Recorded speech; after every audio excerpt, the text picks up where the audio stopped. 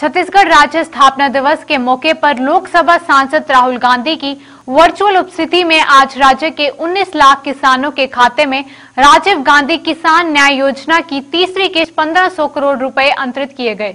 वहीं मुख्यमंत्री निवास कार्यालय में आयोजित राज्य उत्सव कार्यक्रम में मुख्यमंत्री भूपेश बघेल, विधानसभा अध्यक्ष डॉक्टर चरणदास महंत एवं मंत्रीगणों की विशेष मौजूदगी में स्वामी आत्म आनंद इंग्लिश मीडियम स्कूल योजना और मुख्यमंत्री शहरी स्लम स्वास्थ्य योजना के अंतर्गत राज्य के 30 नगरीय स्लम एरिया में मोबाइल हॉस्पिटल सह लेबोरेटरी का शुभारंभ भी किया गया। वहीं समारोह में नेता प्रतिपक्ष धर्मलाल कौशिक, सांसद श्री पी.एल. पुनिया एवं विधायक मोहन मरकाम सहित अन्य जनमान्य लोग भी वहां पर मौजूद थे।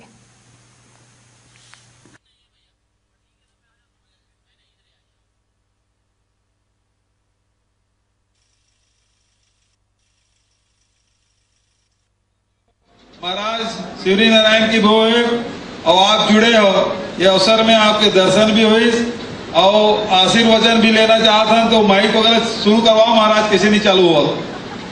आपका बहुत बहुत धन्यवाद है। हाँ अब आगे महाराज आवाज। जांजगीर जिला के गौरव आपन बढ़ाए है, हम शिवरी नारायण और खरौत नगर का आपन गौरव बढ़ाए है। सदियों से भगवान शिवरी नारायण नगर में विराजित हैं और आज इतना अच्छा शुभ अवसर छत्तीसगढ़ राज्य की स्थापना दिवस के अवसर में राम वन पथ गमन के शिलान्यास आप करे, हमन भी यहाँ करे हैं, तो एक लिए आप लोग बहुत बहुत धन्यवाद, पूरा मंत्रिमंडल धन्यवाद, विधानसभा अध्यक्ष और राज्यपाल महोदया भी बहुत बहुत धन्यवाद कि छत्तीसगढ़ ही नहीं पूरा भारतवर्ष विश्व में शिवरी नारायण का नाम लागे बढ़ाए के लिए आप करे काम करे हैं। एक लिए हमारे पूरा शिवरी नारायण नगरवासी। आज छत्तीसगढ़ स्थापना दिवस को 20 वर्ष पूरे होने पर छत्तीसगढ़ के मुख्यमंत्री भूपेश बघेल ने राज्य उत्सव वर्चुअल परिस्थिति के द्वारा मनाया गया और साथ ही जांजगीर चंपा जिला के धार्मिक नगरी शिव नारायण को एक नई पहचान के लिए राम वन गमन पर्यटन के तहत शामिल किया गया, जिसका आज लोकार्पण भूमि पूजन किया गया, जहां विशेष रूप कार्यक्रम में गौ सेवा आयोग के अध्यक्ष राजेश्री महंत राम सुंदर दास उपस्थित रहे और नगर पंचायत अध्यक्ष अंजनी मनोज तिवारी व जिले के कलेक्टर यशवंत कुमार और पुलिस अधीक्षक पारुल माथुर की विशेष उपस्थिति में यह कार्यक्रम संपन्न किया गया। तैयार किया गया है।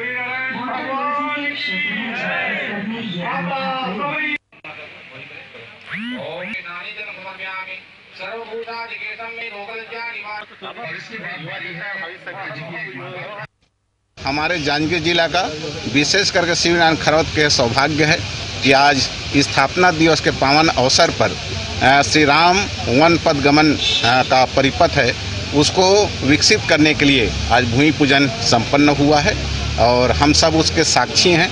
आने वाले समय में निश्चित रूप से शिवरी नारायण का जो नाम है वह धार्मिक दृष्टि से, आध्यात्मिक दृष्टि से और पर्यटन की दृष्टि से पूरे भारतवर्ष नहीं विश्व में जाना जाएगा, ऐसे हम लोग विश्वास करते हैं। और इसके लिए माननीय मुख्यमंत्री जी को, मंत्रिमंडल को बहुत बहुत शुभकामना बधाई देना चाहता हूँ।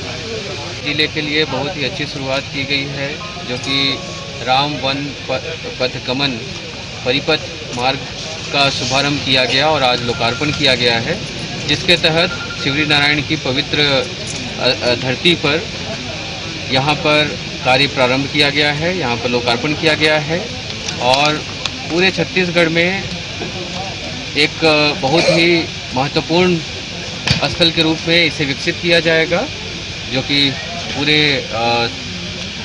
छत्तीसगढ़। हमारे शिवरी नारायण आज राज्य के हर क्षेत्र से जानी, हमारे शिवरी नारायण इतना विख्यात हो गए। आज मंत्री जी के बहुत बहुत धन्यवाद करत हन हमन, जे हमारे नगर के नाम ला एक इस तरह से रोशन करी से और ओकर विकास कार्य ला शुरू करवाई से आज शिलान्यास करवाई है, एक हम बहुत बहुत आभारी हैं। और संत कवि पवन दीवान की इन पंक्तियों को याद करता हूँ। तेरे बेटों का अंग अंग निर्मल मंत्रों से पावन हो, दिन रात यहाँ दिवाली हो, तेरा हर मौसम सावन। सांसद राहुल गांधी ने छत्तीसगढ़ के लोगों को राज्योत्सव की शुभकामनाएं देते हुए कहा कि किसान और मजदूर देश की नींव हैं। इनके कमजोर होने से देश कमजोर होगा और सांसद राहुल गांधी ने कहा कि वहीं देश वर्तमान समय में कोविड-19 के कारण मुश्किल दौर से गुजर रहा है। ऐसे समय में जो कमजोर है उन्हें ज्यादा कठिनाई होती है। उन्होंने कहा कि देश में किसानों की हालत किसी से छुपी नहीं है। किसानों के आत्महत्या की खबरें लगातार आ रही हैं। हमें किसानों और मजदूरों की रक्षा करनी चाहिए, उनके साथ खड़ा होना चाहिए। उन्होंने कहा कि शहर की नींव गांव है और गांव की नींव किसान और वहीं दूसरी ओर मजदूर हैं। यदि किसान और मजदूर कमजोर होंगे तो पूरा देश कमजोर हो जाएगा।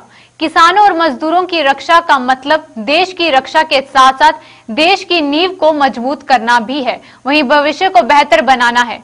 उन्होंने कहा कि इसी तरह देश के भविष्य की नींव बच्चे और युवा हैं।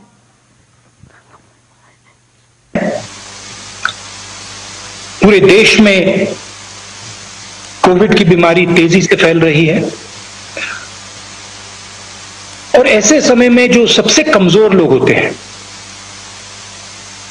उनको सबसे ज्यादा कठिनाई होती है। किसान, मजदूर, छोटे दुकानदार, स्मॉल बिजनेस वाले, हमारी माताएं बहनें, हमारे युवा, इनको सबसे ज्यादा कठिनाई होती है। देश में किसान की हालत सबको मालूम है।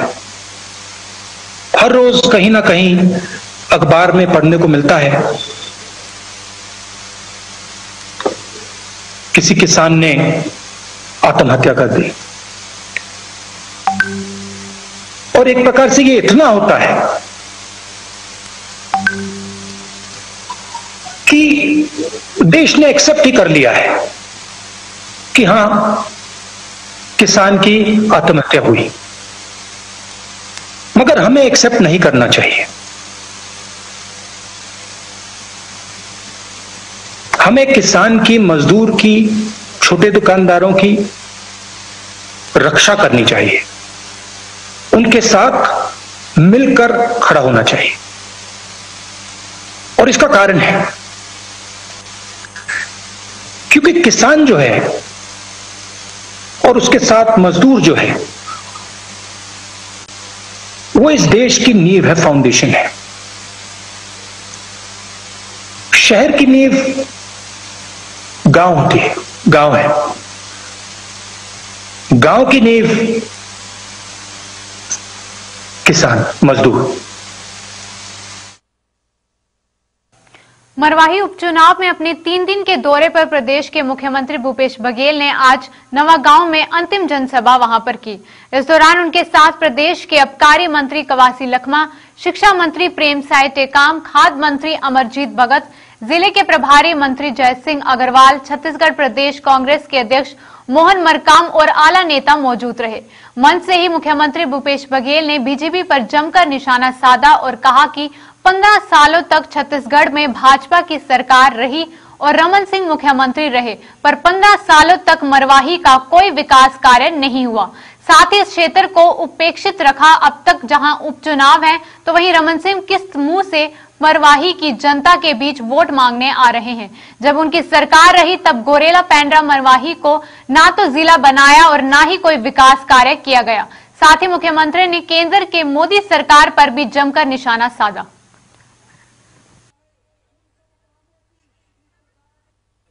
एक बात हम लोग कह रहे थे, दोनों ए टीम और बी टीम है, ये दोनों के बीच संबंध है।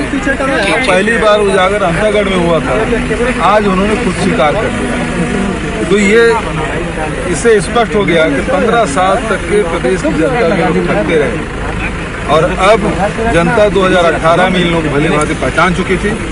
और अभी जब मरवाही का उपचुनाव हो रहा है तो दोनों ने खुलेआम स्वीकार। कितना प्रभाव पड़ेगा मरवाही? बिल्कुल प्रभाव नहीं पड़ेगा, बल्कि फायदा होगा। प्रभाव छत्तीसगढ़ जनता कांग्रेस और भाजपा के बीच हुए समर्थन और देर रात को पार्टी के प्रदेश अध्यक्ष अमित जोगी के द्वारा सोशल मीडिया में पर पुष्टि किए जाने के बाद कांग्रेस ने दोनों ही पार्टियों पर प्रहार तेज कर दिया है। वहीं मंत्री जयसिंह अग्रवाल और कांग्रेस प्रवक्ता आरपी सिंह ने भाजपा और अमित जोगी पर गंभीर आरोप लगाए हैं। प्रभारी मंत्री जयसिंह अग्रवाल ने कहा कि धर्मजीत सिंह अवस्थी होने के बावजूद कल जिस तरह से रमन सिंह से मिलने आए थे, इससे साबित होता है कि कल दोनों पार्टी के नेताओं के बीच गंभीर चर्चा हुई है। वहीं भाजपा नेता शिवरतन शर्मा ने रमन सिंह और धर्मजीत की मुलाकात पर कहा कि छत्तीसगढ़ जनता कांग्रेस के नेता धर्मजीत सिंह और भाजपा के पूर्व मुख्यमंत्री रमन सिंह के बीच पारिवारिक मुलाकात हुई है, पर जो डील की बात हो रही है वह गलत है।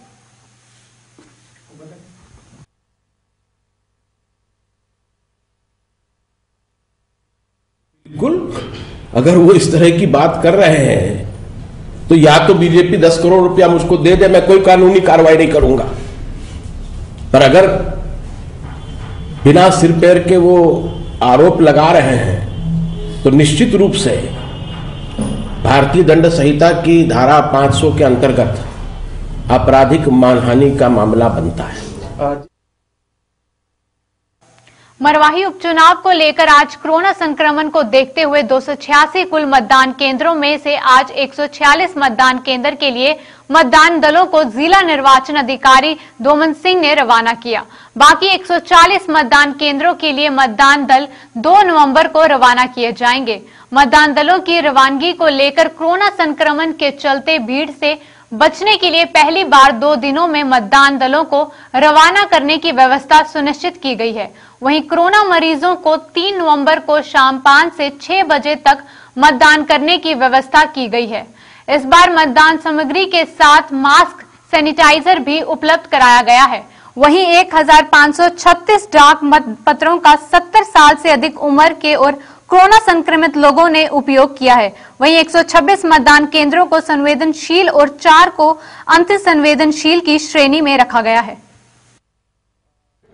आज हम लोग 146 मतदान केंद्रों के मतदान अधिकारियों को, पुलिस अधिकारियों को रवाना कर रहे हैं। हम लोग कोरोना को देखते हुए अत्यधिक सावधानी बरतते हुए 2 दिन में रवानगी कर रहे हैं। आज 146 टीम जा रही है और कल 140 टीम जाएगी, ताकि संक्रमण ना हो, कोई भी हमारे मतदान अधिकारी उसमें प्रभावित ना हो। एक ये है। दूसरा, 126 मतदान केंद्रों को हम लोगों ने संवेदनशील के रूप में चिन्हित किया हुआ है, जहां पे पर्याप्त संख्या में पुलिस बल रहेंगे। इसके अलावा वहां पर केंद्रीय सरकार की टीम के जो अधिकारी होते हैं, माइक्रो ऑब्जर्वर, उनकी नियुक्ति है। वीडियोग्राफी और वेबकास्टिंग की नियुक्ति की गई है और सभी 126 मतदान केंद्रों पर विशेष निगाह रखी जाएगी।